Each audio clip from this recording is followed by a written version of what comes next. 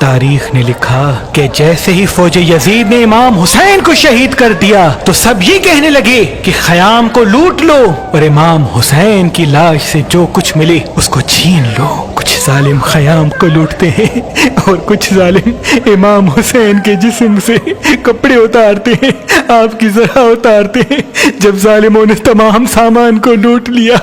تو اتنے میں ایک ظالم امام حسین کے جسم کے قریب آتا ہے اور امام حسین کے ہاتھ میں پہنی ہوئی انگوٹھی کو دیکھتا ہے۔ بہت کوشش کرنے کے بعد جب انگوٹھی نہیں اترتی تو امام حسین کی انگلی کو کاٹنا شروع کر دیتا ہے۔ یہ منظر بی بی زینب جب دور سے دیکھتی ہے تو زور زور سے رو کے کہتی ہے، اے اللہ